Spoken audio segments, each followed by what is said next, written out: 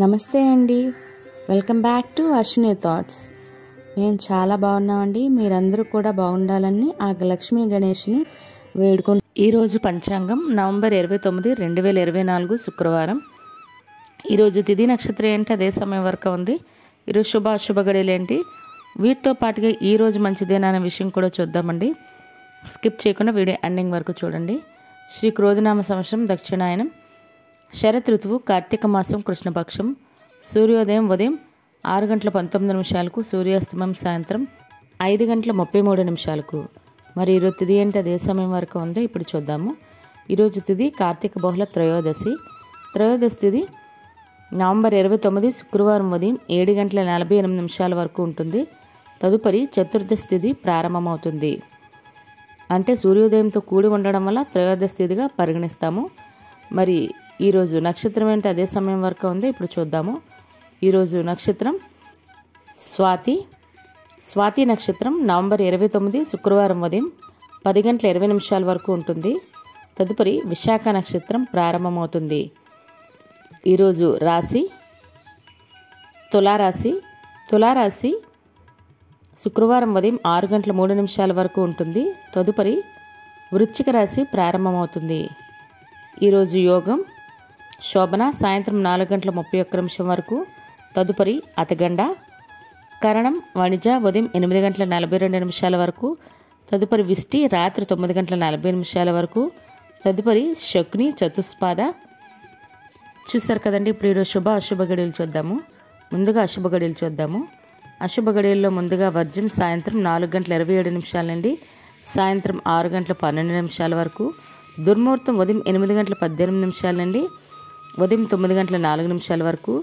తిరిగి దుర్ముహూర్తం మధ్యాహ్నం 12:07 నుండి మధ్యాహ్నం 12:52 వరకు. రాహుకాలం ఉదయం 10:30 నుండి మధ్యాహ్నం 12 వరకు. యమగండం మధ్యాహ్నం 3 నుండి సాయంత్రం 4:30 వరకు. గుళిక కాలం ఉదయం 8:13 నుండి ఉదయం 9:32 వరకు. ఇవన్నీ ఈరోజు అశుభ సమయాలండి. మరి ఇప్పుడు ఈరోజు శుభ సమయాలు అనేవి చూద్దాము. శుభ సమయాల్లో ముందుగా బ్రహ్మముహూర్తం తెల్లవారితే 4:56 నుండి తెల్లవారితే 5:44 వరకు. అమృత గడియలు తెల్లవారితే 2:45 నుండి తెల్లవారితే 3:31 వరకు. అభిజిత్ ముహూర్తం ఉదయం 11:42 నుండి మధ్యాహ్నం 12:26 వరకు. ఇవన్నీ ఈరోజు శుభ సమయాలండి. మరి ఇప్పుడు ఈరోజు ప్రశ్న అనేది ఇప్పుడు చూద్దాము. భీష్ముడు తండ్రి పేరు ఏమిటి? ఆప్షన్ ఏ సూర్యుడు, బి వరుణుడు, సి శాంతనుడు. కరెక్ట్ సమాధానం తెలిస్తే కింద కామెంట్ బాక్స్లో కామెంట్ చేయండి.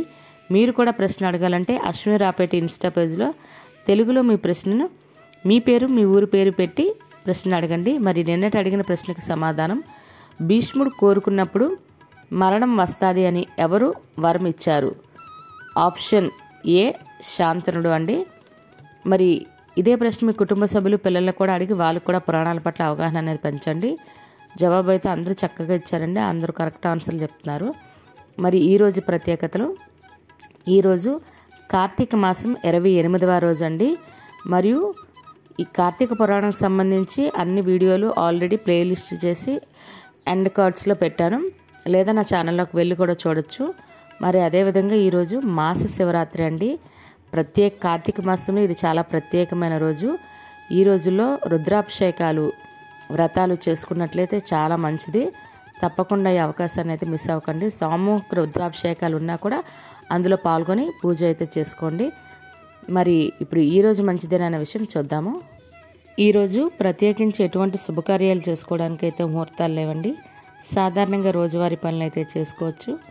చూసారు కదండి ఈరోజు పంచాంగం. ఈ వీడియో నచ్చినట్లయితే మీ ఫ్రెండ్స్ అని మీ ఫ్యామిలీ మెంబర్స్ కానీ ఈ వీడియో అవసరం అనుకుంటే వాళ్ళకి ఈ వీడియో ఫార్వర్డ్ చేయండి. మరిన్ని ఇంట్రెస్టింగ్ వీడియోల కోసం అశ్విని థాట్స్ ఛానల్ని సబ్స్క్రైబ్ చేసుకోండి. బెల్ బటన్ టచ్ చేసినట్లయితే ప్రతి నా వీడియో మీకు నోటిఫికేషన్ కింద వస్తుంది. ధన్యవాదములు.